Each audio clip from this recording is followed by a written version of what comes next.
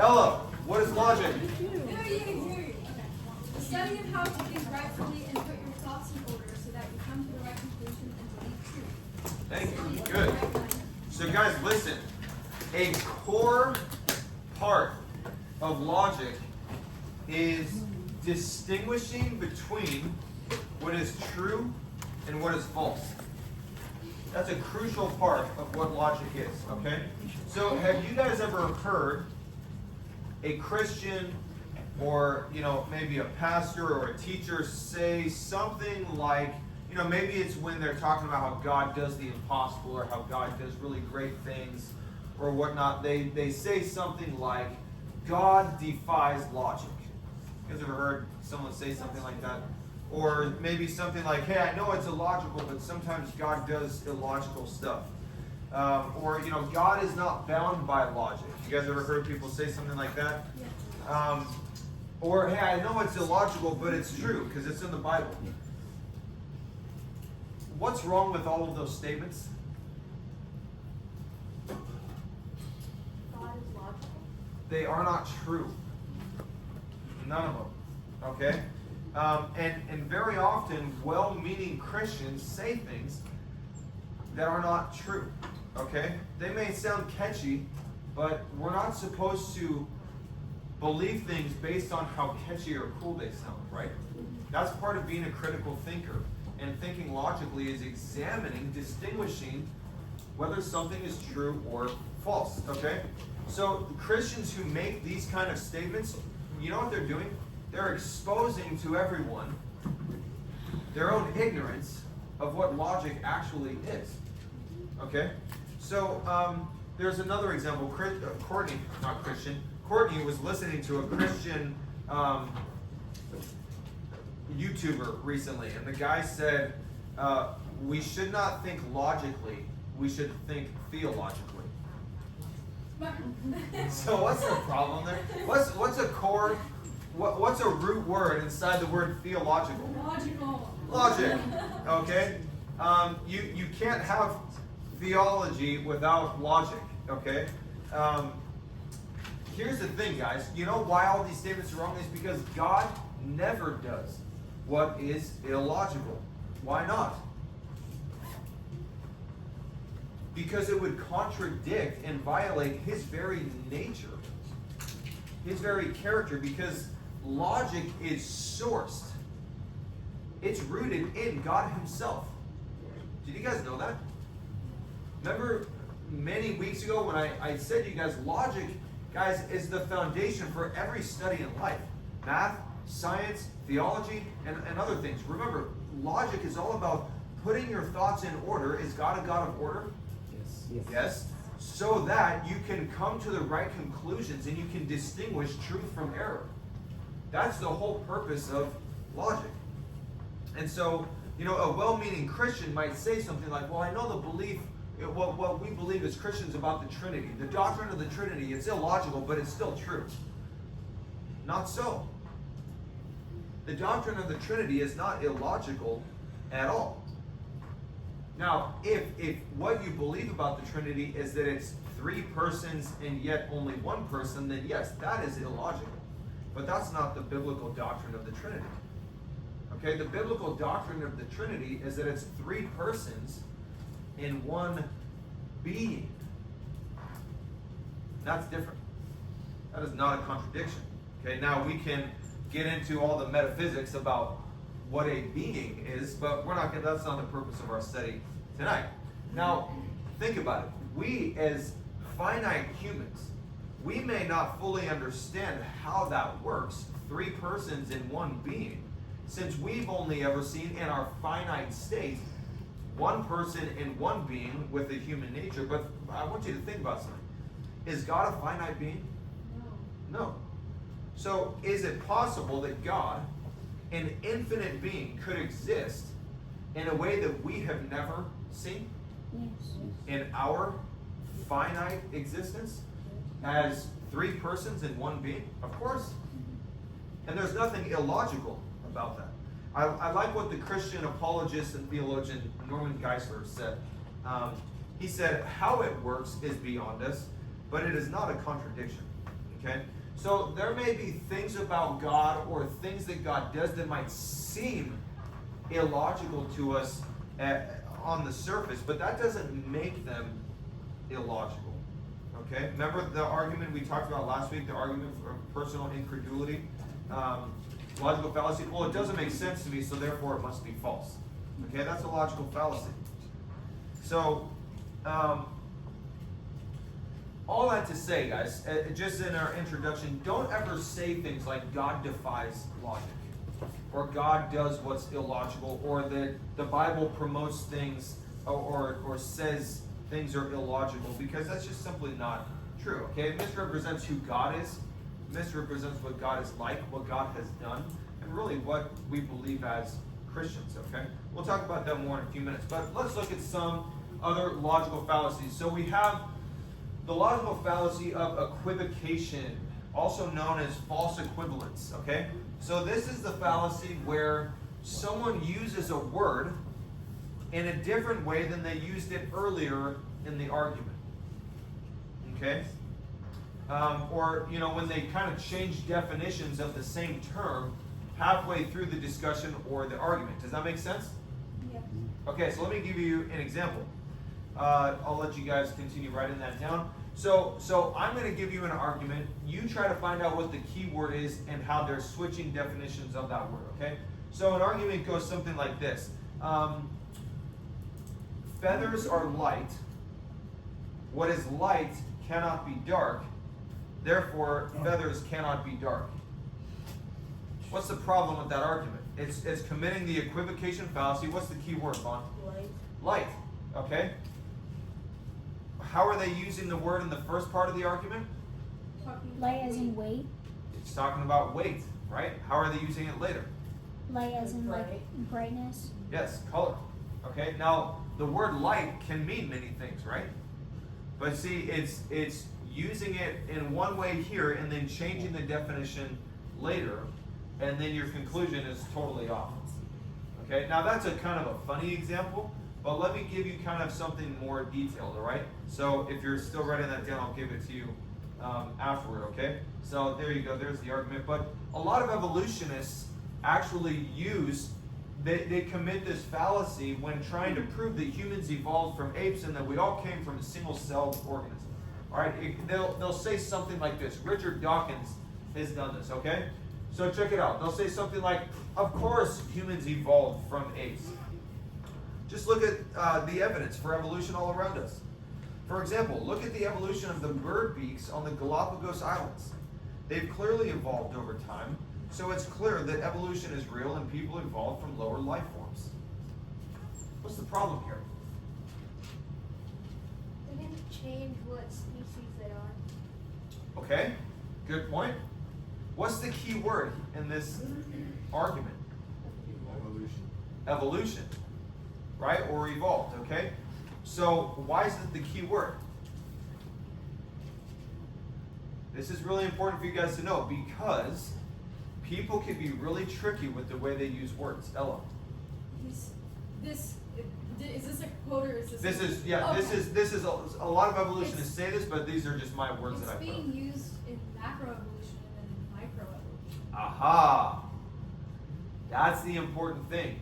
Is there more than just one kind of evolution? Yeah. There's the word evolution. There's at least 6 different types of evolution. You have microevolution, which is what? Like adaptation. And in other words, it's another term is adaptation, and I like that one better because the word evolution can be really tricky and confuse people. Adaptation, it's how creatures, whether it's plants or animals or humans, adapt to their surroundings. Okay, so the birds' beaks on the Galapagos Islands. Have you ever heard about those? They evolved. The microevolution. The beaks change shapes and sizes depending on their conditions. Okay, that is a form of evolution, but it's called microevolution. It's the birds' beaks adapting to their surroundings. Okay, that is a type of evolution, but that's called what kind of evolution? Micro. Then a second kind of evolution is macro. What's macro? Monkey to human. There you go. Where you have one kind evolving into a completely different kind, like an ape into a human, a cat into a whale, a dog into a horse, completely different kind of animal. And there's no evidence for that whatsoever. And yet evolution fails if that is not true. Okay? Then you have chemical evolution, you have cosmic evolution, you have organic evolution, and so on and so forth. Okay? So how do they begin the argument? What kind of evolution are they speaking of? Macro. Oh, right. Macro. And then they move to what kind? Micro. Micro. And then they move back to, they use evidence for micro to then try to prove that what exists? That macro exists. Do you see the problem? So this is why you got to pay very close attention. People, when they commit the equivocation fallacy, they may use the same word or maybe couple words, but interchange them and use different definitions. So you got to watch out for that, okay? Another example would be something like, so you guys all know Daniel, our worship leader for youth group, does a great job. A little golf clap for Daniel, okay? So Daniel is going to school right now to get a degree in music specifically, correct?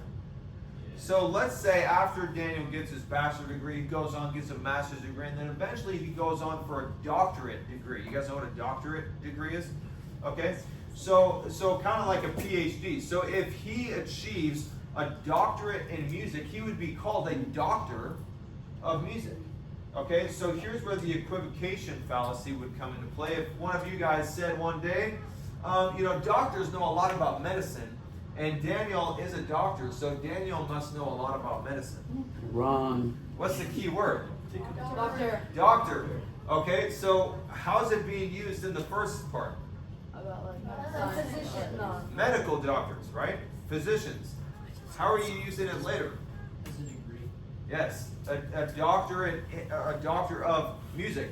They're not experts in medicine, right? So do you see the equivocation fallacy? Hey, maybe you'll get two doctorates. One will be in music, one in No, just set it to listen to good songs. medicine. There you go. Here's another example. So this is, let's hope the timing works well. So this is a Christian. Her name is Allie Beth Stuckey, and she is reading. So the key is listen to the article she's reading, okay?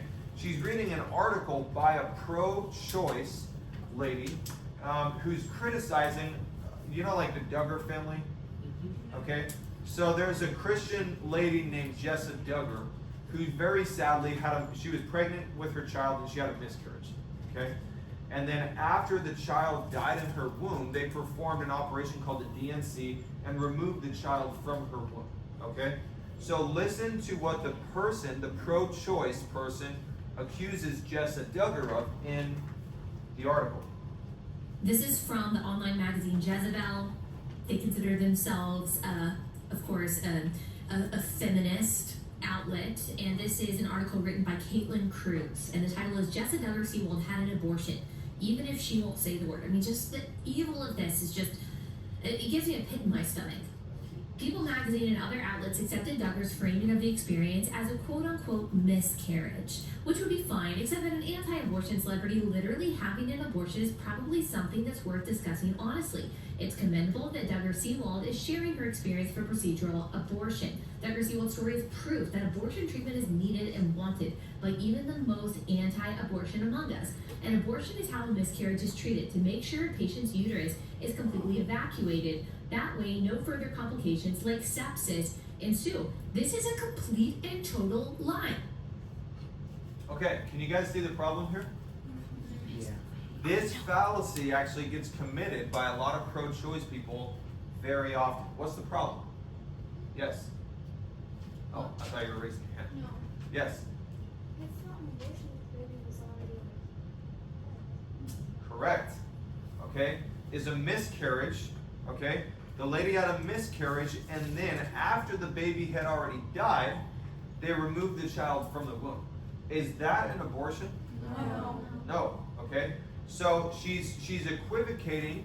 She's doing a false equivalence between a miscarriage and the DNC procedure after the baby already died, and falsely equivocating that with an abortion, okay? And she uses terms like this anti-abortionist celebrity having an abortion. But again, unless you kind of know what these things are, it could be very easy to be like, oh wow, yeah, what a hypocrite. But it's actually not at all, okay? Let's look at a couple more. So this is, the next fallacy is called a straw man fallacy. So I'm going to try to exit out of this and restart it and see if it goes a little faster. We'll see. So a straw man fallacy is where someone basically misrepresents their opponent's argument or their view, their position on something. And the whole purpose is to kind of make it weak, make it appear weaker, so that it's easier for them to defeat their opponent's view or argument. Okay? Does that make sense? So it's basically where, like, if you were to distort someone's actual stance on something so that it's easier for you to destroy their view. Okay? Now, why is it called a straw man? You guys ever heard of this one before? It's also called knocking down the straw man. Okay? Picture a scarecrow. All right? Here's why it's called a straw man. Because let's say you build a scarecrow. What's easier to push over? A scarecrow made of straw or an actual human person? Scarecrow, right? And so the whole idea behind it being called a straw man is because you're building up and creating, reshaping something so that it's easier for you to just knock over, rather than addressing the person's actual argument or their actual stance. You're kind of distorting their view so that it's easier for you to attack that rather than their actual view. Make sense? So let's say, like, you and your friends, a youth group, one night you guys are gossiping and your youth leader Robbie comes over to you and to just you, and he says, hey, you know what you're doing is wrong. Gossip is dishonoring to the Lord and it has no place in the Christian life. You need to stop. And then you're not teachable, you know. You get angry. You go over to your friends and like, Robbie just said that we're not Christians because we're gossiping. That guy, he shouldn't even be a youth leader. He's way too judgy. Okay? What's the straw man here? Completely changed what Robbie said. Did Robbie say your guys aren't Christians? No. No. What did he say? Christians don't gossip. Gossiping has no place in the Christian's life. Okay? And it's really easy, instead of addressing that, to then distort what he said so it makes him look worse and makes you look better. And then it's way easier to just defeat his quote-unquote argument that really isn't his argument. Okay? Does that make sense? Yes? Yes. Yes? Okay. So, question for you guys. How often do you guys commit straw man fallacies?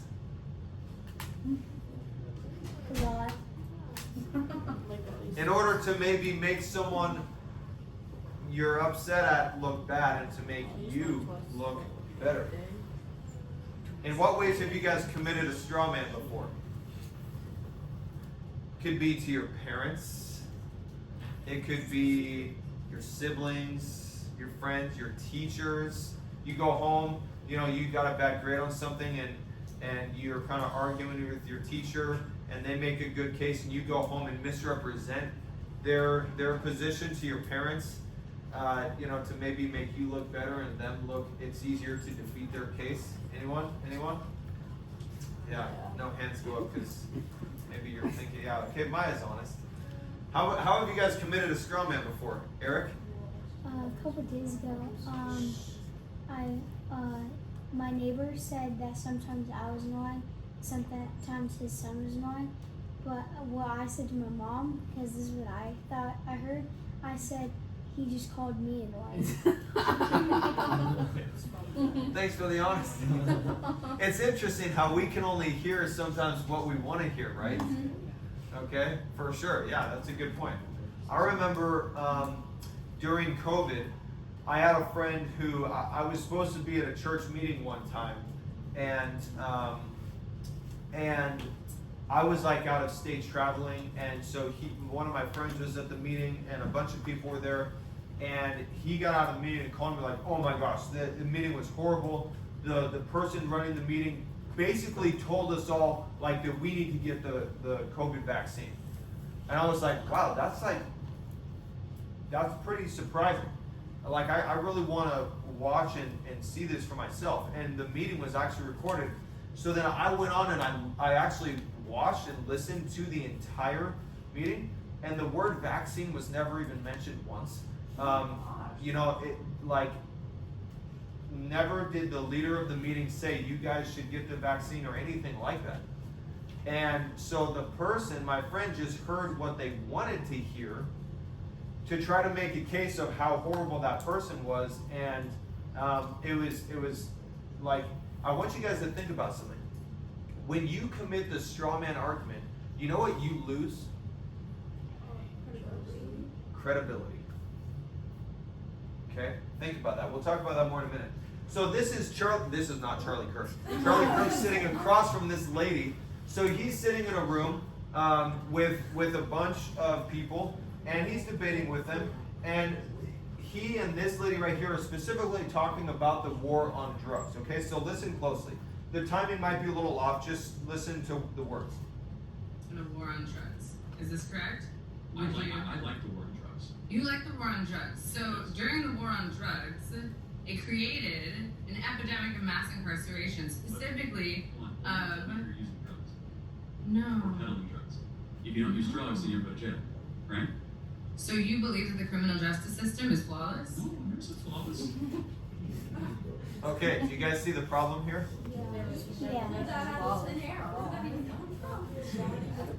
Yeah. This may be partially a straw man and partially another fallacy that we're not going to get into tonight, but do you see how her conclusion is she totally misrepresented what? Yeah, she misrepresented his stance. He never said it was flawless. In fact, it had nothing to do with that. Okay? But again, that's a lot easier to try to defeat that than to defeat the actual argument. Okay? Now, people will very often use straw man fallacies in order to villainize their opponents, or simply just to make it easier to defeat their opponent's position on something. So here's another example. So on the left, you could just see his shoulder. This is the Catholic conservative Michael Knowles.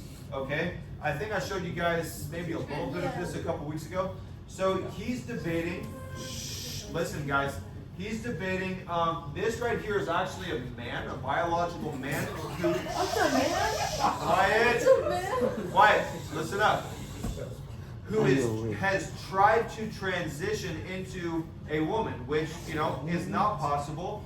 But, sadly, guys, sadly, many people in our culture have believed these lies. And that's exactly what Satan wants for their lives. And God has created every person in a beautiful way, and Satan's desire is what? To destroy the image of God in people. And so this man has actually tried to become a woman. And so Michael Knowles is debating specifically, you guys can see up at the top left his claim. So he presents a claim, and then they're supposed to argue against it if they disagree. So his claim at the top left is this: transgenderism should be eradicated from public life entirely. Okay, now listen. I want you guys to remember something. A big part of thinking well is being able to pay attention to what is being said and distinguishing between concepts and words. Now, when you hear this, transgenderism should be eradicated from public life entirely. That might sound at surface level like, oh my gosh, what is he trying to say? But again, pay attention to the words. Think about what each word means, okay? So, we'll talk about that more in a few minutes, but after the clip, let's listen. Like the word eradicating. Like, Yeah. what do you mean by that? Well, the word literally means to pull up by the root. So not just to have some half measure where you say, you know, okay, we're only going to trans kids after the age of 9, but not under the age of 9. Okay, we're only going to let men who identify as women go into this bathroom, but not that sports team or whatever. I don't think a half measure makes any sense. In fact, I think a lot of the conservative arguments. You're not answering my question. What's the solution? Oh, Like, it needs how to do you- uproot it. We didn't. So how do you do that? I want to know how you're going to uproot an entire percentage of people. I'm not uprooting people. I would return American public law to what it was before roughly 2015. I don't understand the perspective of how you or the Conservative Party is going to make any sort of progress in eradicating an entire percentage. I think it's just We're not eradicating people. You're trying to say that because it makes us That's look what you're crazy. saying. No, I said I want to eradicate a whole ideology of transgenderism. Trans people. That is going to be people that you are No. taking. If I want to eradicate poverty, that doesn't mean I want to kill all the poor people. I'm not saying That was Okay, all right. Did you catch the fallacy? Yeah. Benjamin, what was the fallacy that the man committed? The straw man. Yes, how so? Because the guy was like, "You want to kill all of us?" And he's like, "No." Yes, what's his actual position? What is, listen guys, remember, Change the law. thinking clearly, thinking well is distinguishing between concepts and words. What is it that they want, that he's saying should be eradicated? Transgenderism. And in fact, he specifies, I want to eradicate an ideology, not people. Okay? And did you catch it? He did well in saying, you're trying to say that this is, I'm trying to say people because that will make us look crazy. Okay, so he catches the guy in his fallacy. Now, I do want you guys to notice one thing. But by the way, do you guys see why it's so important to define your terms? Okay, extremely important. Otherwise, you and your opponent are going to be thinking and meaning two different things, and it'll just lead to a lot of confusion, misunderstanding, and you'll kind of go nowhere. But this guy here, in the very beginning, he asked a question. What was it? What's the solution? No, before that. Are you going to uproot it? Before that.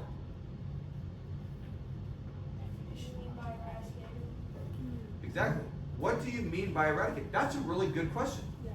He did really well in asking for clarification. What do you mean by that? Okay, that's a really good question. Now, unfortunately, he proceeded to then totally use a straw man fallacy on Michael Knowles, which didn't work. He caught him in it, but I'm going to try to reboot this really fast. Yeah, go ahead. While I'm trying to do that, go ahead. What's up? I was gonna say, isn't the person in the background also trans? Yeah. There's several people, yeah, in the background that are, for sure. Okay, so let's, this guy continues to do this. So watch in this next video. Listen closely. It's like I it's don't only English in understand 19. how you're capable of eradicating an entire percentage of people by setting laws because people are You're so not. I think you're choosing not to hear what I'm saying because I'm saying we don't want to eradicate any You people. just, isn't We the want to word eradicate. in the past? But the other word is transgenderism, which is an ideology of a group But of I am a people. transgender person. You- You can't you just are a skip over confused that. person, but I'm you're not. babe.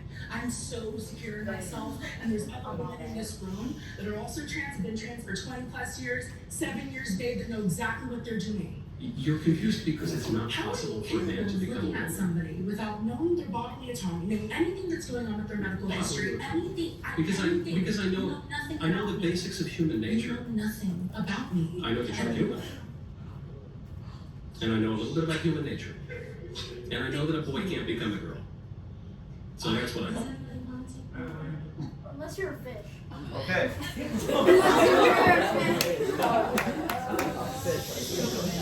So listen, did you guys catch the continual straw man? Okay? And eventually he says, I think you're choosing not to hear what I'm saying because, again, it's way easier to attack this crazy stance that you want me to say rather than what I'm actually saying, what my actual stance is, okay? Shh. More people continue to do it. So this lady right here, listen to what she says. Pay attention. Lex. Lex, nice to meet you. I'm Michael. I want to talk about the term eradication. Okay. Eradicating trans identities, sure. Trans people is really what you're referring to. That's not what I'm referring to. Sure. So I want to chat about where we've also seen that before. Can you guess? Where? I'm gonna guess you're gonna say something about Hitler. Do you want to know the first book burning that the Nazi Party did?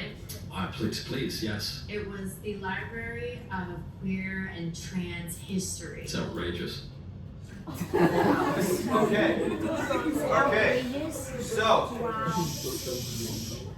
did you catch the straw man? Right in the beginning?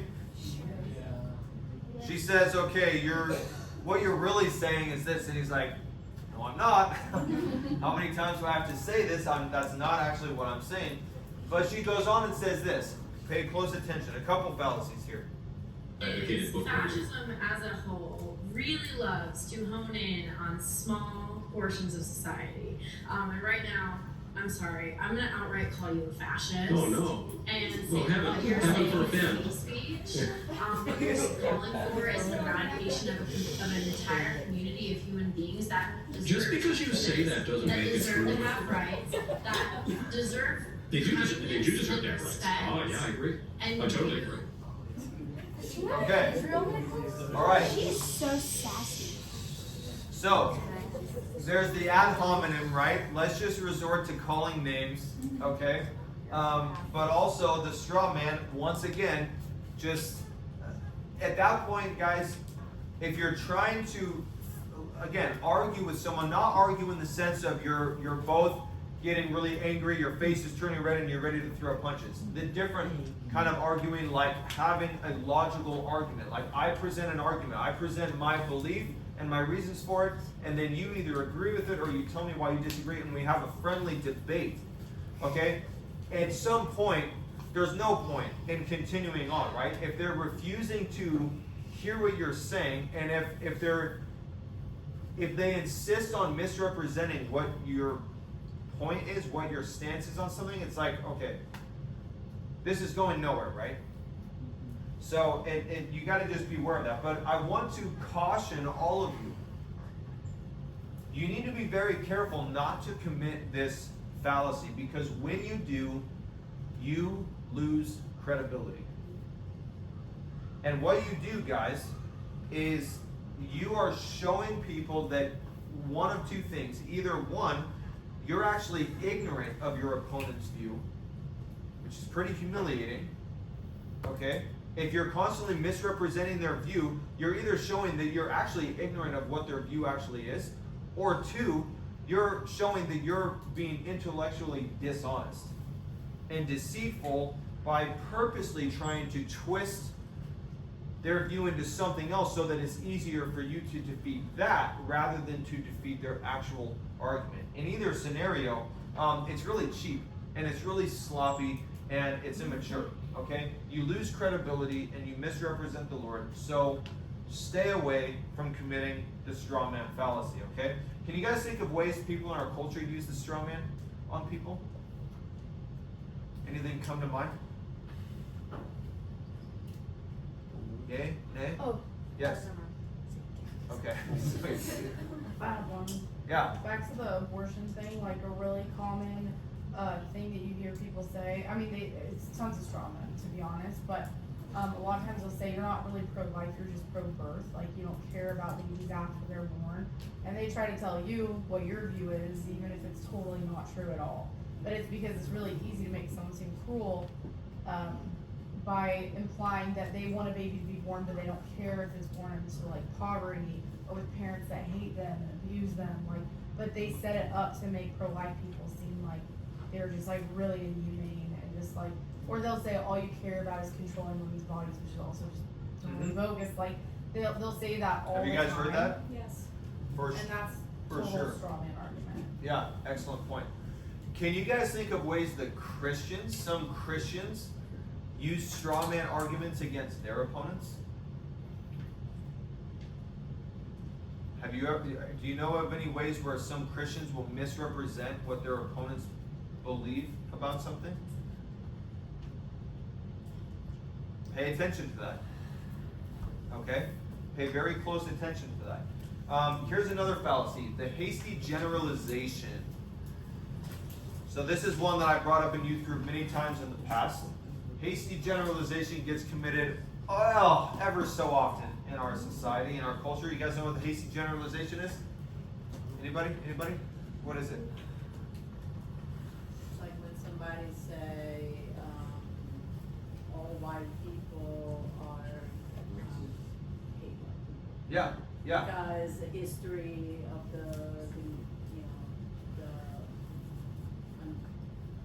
African American slavery, blah blah blah. So because of that, all white people are. Right. So, exactly. Hasty generalization is making an unfair general, that's the key, just this general sweeping statement about an entire maybe group or category based on limited data or limited numbers.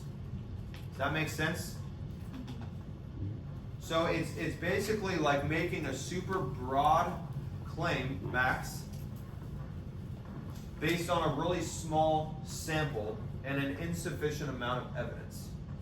So here's an example for you guys. You guys, of course, none of you have ever committed this fallacy in this way or said this statement I'm going to read, but have you ever known any of your peers to say something, older people say something like, man, teenagers are just disrespectful, reckless rebels. Amen. Yeah, my jiu-jitsu teacher said that. All right? You guys ever heard this before?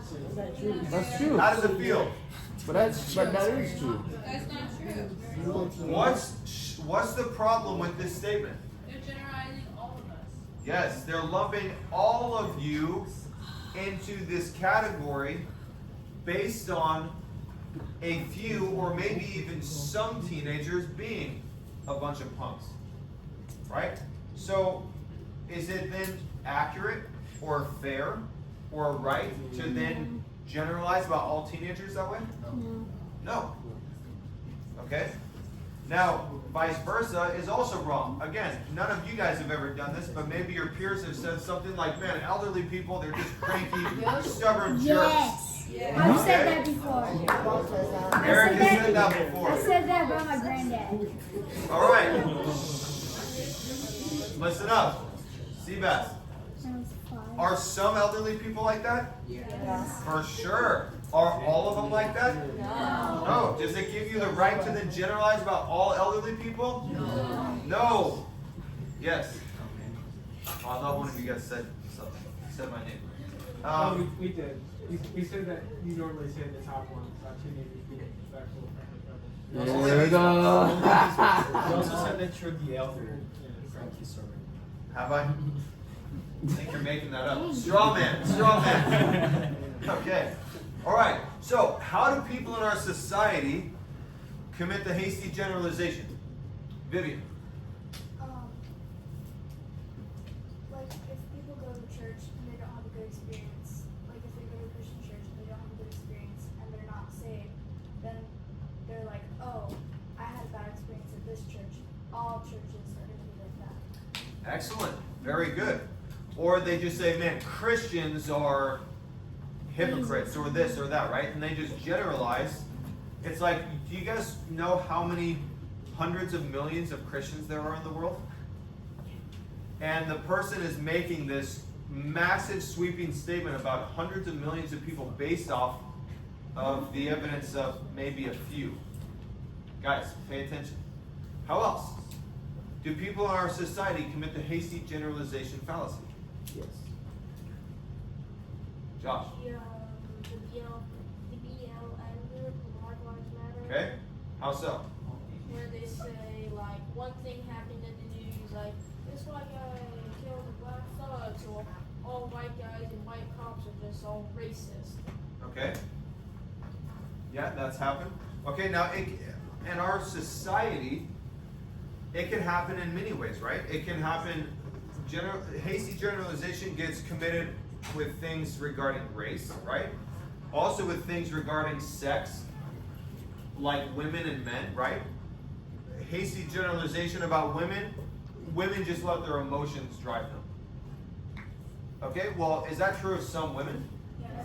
For sure. Is that true of all women? No. Is it fair to then just make that sweeping statement about women? No, of course not. Okay, or how about the opposite about men? Men are just misogynistic. What is that? They just hate women. Oh, yeah. Now, are some men like that? Yes. Maybe even a lot of men? Does that mean all men are like that? No. Okay? It's a totally unfair statement. How about religion? Okay, Vivian made the good point about how some people say things about Christians. Some people say things about Muslims. Hey, Muslims are just terrorists and just want violence. Okay, is that true of some Muslims? Yes. Maybe even a lot of Muslims, depending on where in the world you are. But is that true of all Muslims? No. In fact, I know many Muslims who want peace. Now, we've already talked in the past in our World Religions Apologetics study that Muslims who don't want to spread Islam by force, they're not following true scriptural Islam, right?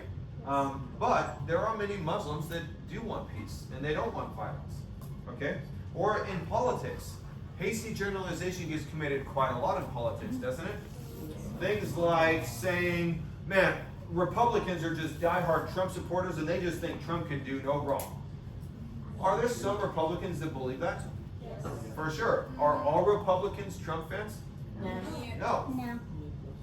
In fact, interestingly, this is a completely different fallacy that we're not going to talk about right now, but some people, if you disagree with a leader on your own side, people on your own side will crucify you and say you are a traitor and you don't even, belong on this side, right? Just simply because you disagree with a leader of that side. Or how about the same thing but about Democrats, saying, man, Democrats are all woke. Are some Democrats woke? Yeah. Yes. Are all Democrats woke? No. There are some Democrats that actually hate the woke agenda, okay? So be careful not to commit this logical fallacy. Okay, let's just finish with just a couple more. What time is it? Okay, we'll just play this. So this is Matt Walsh. He is, I think, a Catholic conservative. So he's pretending to be a waiter at this dinner. So there's a few different clips, kind of. Hey!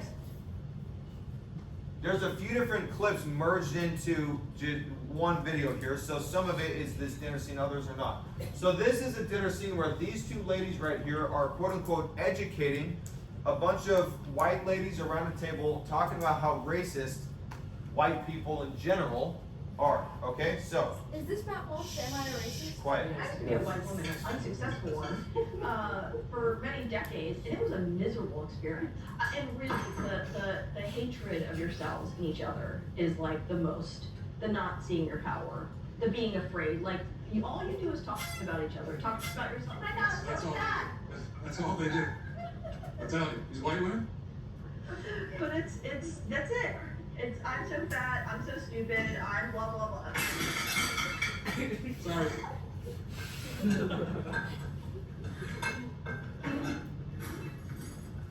Your kids are watching you, and they're watching you talking about each other, raging against the machine or being silent or whatever that you're doing or not doing, and they know that you're not doing this for them. That's so important. That is so important what you just said.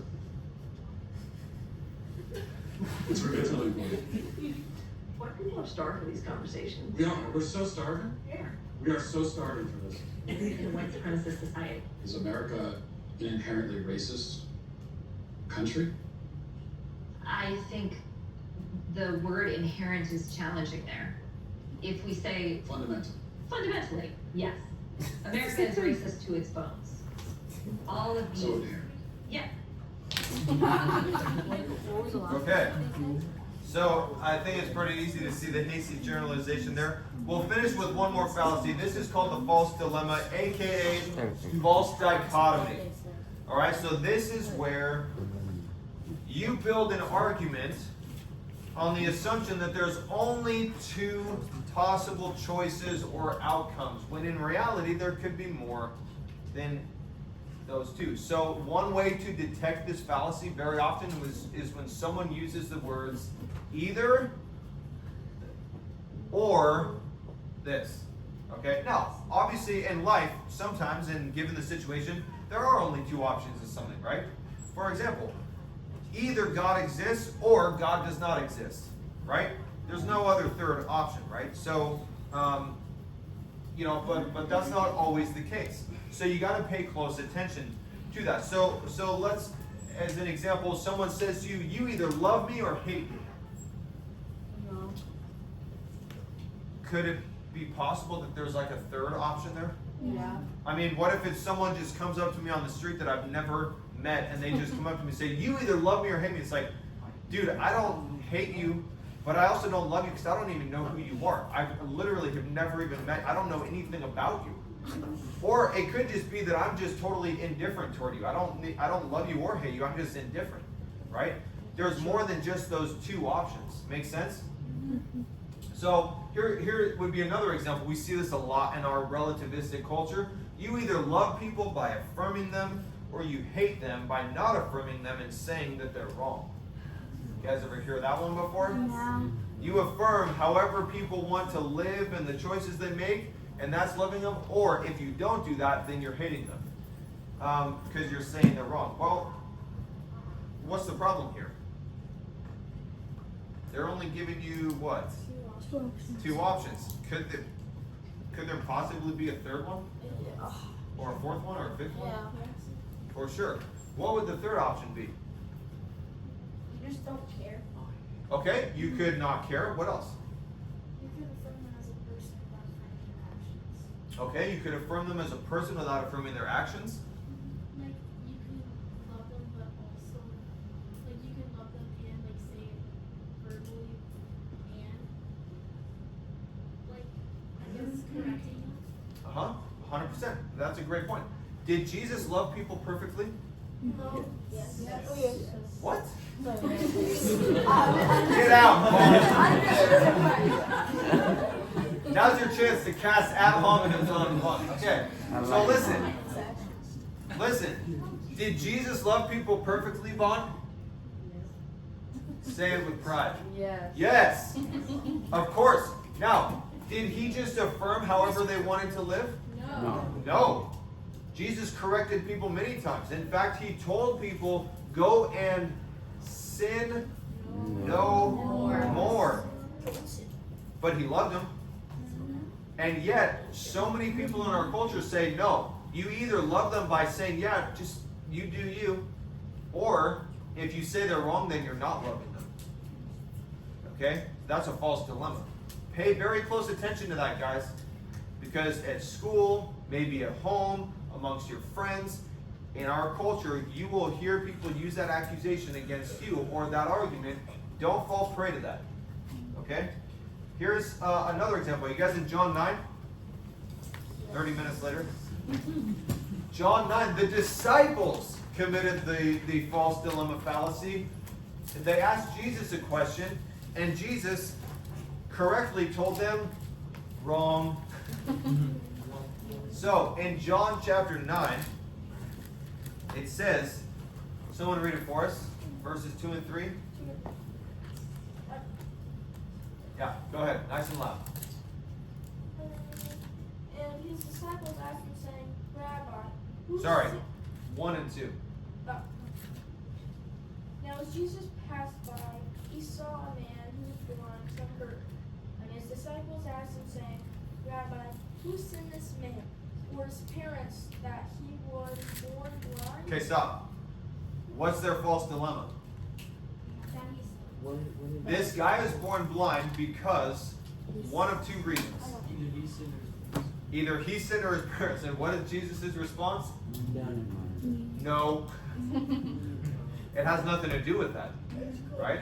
There's a third option, and Jesus mentions, hey, it's neither this guy nor his parents that sin being the reason that he was born blind, but so that the work of God can be revealed to people. And then Jesus proceeds to heal this man. Okay? For sake of time, we're not going to watch this. No. All right.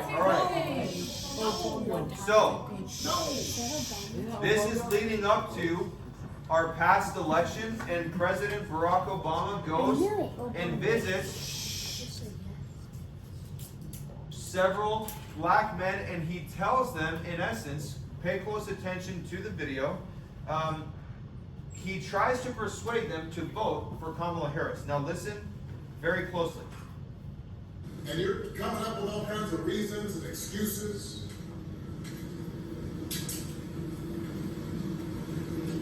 I get a problem with it. Because part of it makes me think, I'm speaking to men directly, part of it makes me think that, well, you just aren't feeling the idea of having a woman as president. And you're coming up with other alternatives and other reasons for it. Okay. Yes, sir. So, the beginning, kind of got cut off, but basically what he was saying is, if you're thinking of not voting for Kamala Harris, and then he proceeds. So, can you guys catch a false dilemma in here? Now, he may not have said, you either do this or you do that, but there's a hidden agenda in there. There's like a hidden implication, and that's why it's important, guys. People can use false dilemmas without saying either this or that. It can be tricky sometimes. Go ahead. I think what he's saying is that if you're not voting for Kamala, like it's because you don't want to see it. Like, Right. That's what he's saying for everyone. I was gonna Right. say, Which can possibly be another logical fallacy called the non sequitur, or it could be the hidden message here is this. Again, he says, now I'm speaking to black men here specifically, and he says the hidden message is, look, as a black man, you either vote for Kamala Harris, or if you don't, then what? I can't help but think the reason you're doing it is because why? you don't You don't want wanna- to as president. You don't want a another female logical president. fallacy. Okay, correct. Okay, now, are those really the only two options though? No. Could there be a third, Yes. fourth, a fifth option? Yes. It could be, and was the case if you paid attention during the last election, that there were many black men that disagreed with maybe her morals, or some of her policies, or different things that had nothing to do. Now, is it possible that some men didn't vote for her simply because they didn't want a woman president? Of course. But again, like, can you then just say, well, if you're a black man and you're not voting for her, I can't help but think that this must be why, right? Yeah. When was this recorded? This was leading up to the last election. Yeah. Let's hurry. We gotta finish. So here's one. Emerson, do you ever hear this one before? Maybe in seminary. So there's a lot of people. Some Christians use it, but also definitely atheists like to use this one. Could God create a rock that's so heavy that He could not lift it? Now, I want you guys to think about something. There's a hidden agenda in here. There's a hidden assumption. What is it? That God can't lift anything. Not necessarily. It's setting up a false dilemma here. Now, I want you guys to think about something. Because you answer in one of two ways, right? What's option one? No. No. What's option two? Yes. Yes.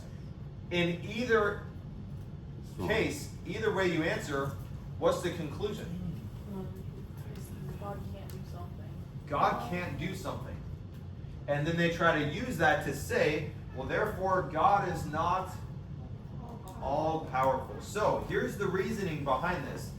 Either God can create a rock that's too heavy for Him to lift, making Him not all powerful because He can't lift this heavy rock. Or option two, God cannot create a rock that's too heavy for Him to lift, which means there's something He cannot create, thus making Him not all powerful. Do you guys see the problem there? Yeah.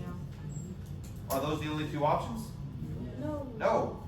Okay? And this actually brings up a really important issue of whether God can do anything.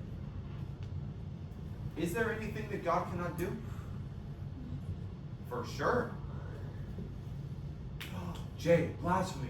Okay, before you grab your rocks, Cannot read your sin. Bibles. Cannot Ooh, lie. that's a good one. So think about it, guys. Is there anything that God cannot do? Yes. What does the Bible say, Emerson? Cannot lie. Ooh, Titus 1, Hebrews 6, God cannot lie. God cannot sin. Why? Because it would go totally against his very character and his very nature. Okay? Can God contradict himself? No. No. Okay? God cannot do the logically absurd, like make a square circle or make a married bachelor, right? Because these are contradictions. Or a triangle with only two sides. Okay? God, remember from the beginning of the study, God never does what is illogical because it would go against his very character and nature. So listen, guys, there are things that God cannot do, but that does not mean that he's not all-powerful. It really goes back to your understanding of what the term all-powerful means. Remember, guys, define your terms. Words mean things, yes. If God can't sin, how was Jesus tempted? Great question. That's a question for, I'll answer that afterward. There's two views amongst Christians regarding that. Yeah, well, I'll tell you afterward because it'll be long. That's a really good one. I can't remember, what are the exact terms for it? Do you remember the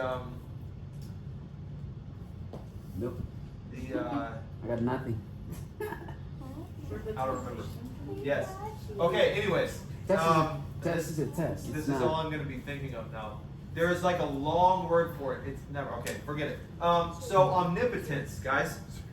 Listen, being all powerful. Omnipotence is not having the power to do anything. You guys realize that? Omnipotence is not having the power to do anything. It's having the power to do anything that is rationally coherent. Okay? So all powerful does not mean the ability to do what's rationally incoherent, like make a square circle or make a married bachelor, because those are rationally incoherent things. All right? So the question here is basically asking if God can use his omnipotence to defeat his omnipotence. Do you see the problem? Which, again, that's absurd. That's rationally incoherent. In fact, I like what Tim Barnett, if you guys have Instagram, you need to follow the account Red Pen Logic. There's another one called Original Mr. B. So it's the same guy. But I love what he says about this. He says, there are no coherent answers to incoherent questions. So, and it's the same thing with this person. This is on an Instagram account. They say 100% proof God does not exist. Here it is. 1, God is all powerful. 2, God is all loving. 3, some souls go to hell. If God cannot prevent this, in other words, souls going to hell, he's not all powerful. If he can but does not, he's not all loving. Therefore, the Christian God cannot logically exist. The only thing that's illogical here is that argument. Okay? This completely breaks down on so many levels. Yes. Yeah, there's a lot of problems here, okay? And it's totally misunderstanding Christianity. So here's the last one. Here's the last one. This is an atheist right here on the left with the mic and the tub of antifreeze. Okay? Now listen. Here's another atheist. This is the moderator, and then there's 2 Christians over here that this guy's debating. Listen.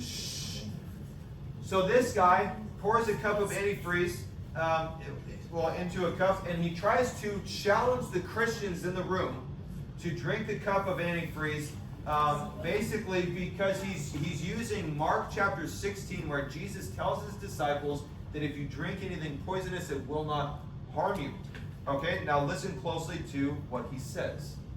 I warn you, it also says harmful or fatal if swallowed. But Jesus has promised you, in his own words, his very own words, his inerrant, infallible words, that these are the signs of those who have believed.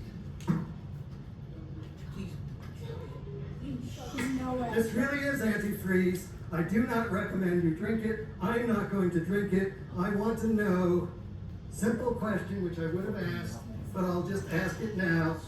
Is there anybody in the audience who will stand up for Jesus? Because he says if you deny him before men, he will deny you before your gods. That's what he says. Now they may want to say, oh, that's not what he really means, because religion depends on excuses, not results, right?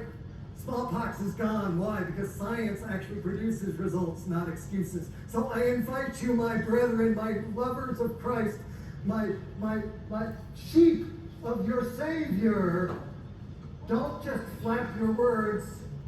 Don't just move your mouth. Come up here. And it's a simple thing that you laughed at for Lucy Smith. No, of course they're not Mormons. The point was that they laughed at them. And so here it is, folks. Here it is. Show me. Anybody, Bueller. Go ahead. You laugh. You're laughing at yourselves, because there's not a single one of you who has the decency to admit that that's nonsense, or the decency to actually show what you believe. Every single one of you knows that it is nonsense, that your Lord Jesus Christ has no more power than Godzilla. And if you want to debate that, don't just flap your lips. Come up here in front of this entire audience and show your faith. Show the signs of those who have believed. Thoughts? You should have put your God to the test. What was the context? Ooh, did you guys hear that? Sorta. Yeah. Don't put your God to the test. Where's that found? One of the Gospels when Jesus Huh. sent In the Bible, huh? So interesting, isn't it? There's a lot of problems here. The first, exactly what Judah mentioned, this guy is completely taking scripture out of context. Remember that really important word? Context. So he's misinterpreting scripture, and he's leaving out an important scripture where Jesus, and also in the Old Testament it says, do not test the Lord your God. But also he misuses where the passage in Matthew 10 where Jesus says, if you deny me before men, I'll deny you before my Father. It has nothing to do with something like this. It's completely irrelevant. What's the second problem? He commits the false dilemma fallacy. What is it?